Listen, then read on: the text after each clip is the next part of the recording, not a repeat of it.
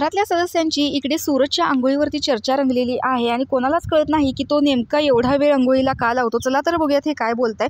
अंकिता म्हणते की अरे तो कधीपासून गेलाय अंघोळीला, त्याने अजून नाश्ता पण केला नाही, आपण नाश्ता करून बसलेलो आहोत। तर पॅडी म्हणतो की अरे काय होत असणार आहे माहिती का, तो सिक्वेन्सने अंघोळ करत असणार आहे, म्हणजे तिथे बरंच काय काय आहे ना, साबण आहे, कंडिशनर, शॅम्पू असेल, फेसवॉश असेल। तर त्याचं काय होतं, पहिल्यांदा तो साबण लावतो आणि परत म्हणतो की अरे च्या आपण फेसवॉश लावलाच नाही, म्हणून तो साबण लावल्यानंतर परत एकदा फेसवॉश लावतो। तो असं नाही ठरवत की आता आपण साबण लावलाय फेसवॉश नको, तर ते का नाही लावलं, मी पण लावलं पाहिजे म्हणून तो फेसवॉश लावतो। तर जान्हवी म्हणतात कदाचित तो असंही करत असेल की कंडिशनर आणि शॅम्पू याच्यातला फरक त्याला कळत नसेल, मग तो शॅम्पूच्या आधी कंडिशनर पण लावत असणार आहे। त्यावरती अंकिता म्हणते हो असं होऊ शकतं, कारण दोन्ही बॉटल तर सेम दिसतात आणि तो सिक्वेन्सने आंघोळ करतो की फेसवॉश, साबण, कंडिशनर, शॅम्पू कुठे काय लावायचं हे त्याला माहिती नाही आहे, त्याला फक्त माहिती की हे आपण वापरलं नाहीये तर आता वापरायचं आहे, त्यामुळे तो दोनदा कंडिशनर सुद्धा लावत असेल। त्याचा फेस का होत नाहीये म्हणून तो शॅम्पू पण लावत असेल, कारण त्याला तर वाचता नाही येणार।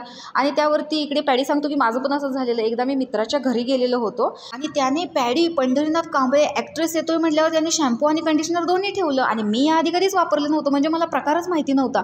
तर मी आपलं कंडिशनर घेतला, लावला, त्याचा काही फेस होईना म्हणून मी दुसऱ्यांदा घेतला, परत लावला आणि मला काहीच कळेना, मला असं वाटायला लागलं की ते गंडलंय, त्याचा फेस होत नाहीये। थोड्या वेळाने मित्र आला, त्याने विचारलं अरे झाली की नाही अंघोळ, आता त्याला कसं सांगणार की मला कंडिशनरच माहीत नाही। तरी पण मी खूप विचार करून त्याला म्हटलं की अरे हे गंडले, याचा फेसच होत नाही। मग त्याने मला सांगितलं एक कंडिशनर आहे, एक शॅम्पू आहे। मग मी शॅम्पू लावला आणि त्याचा फेस झाला आणि परत माझी अंघोळ झाली। तर सूरजचं पण असंच काहीतरी होत असणार आहे आणि त्याला कळत नाहीये की कशाला काय वापरायचं, म्हणून त्याला एवढा वेळ लागतो। जवळपास नाश्ता न करता सूरज 2 तास बाथरूममध्येच बसतो, त्याच्याविषयी इकडे चर्चा रंगलेली आहे। हा किस्सा आवडला असेल तर व्हिडिओला लाईक नक्की करा, अशाच व्हिडिओसाठी आपल्या चॅनलला सबस्क्राईब करा। तोपर्यंत बाय।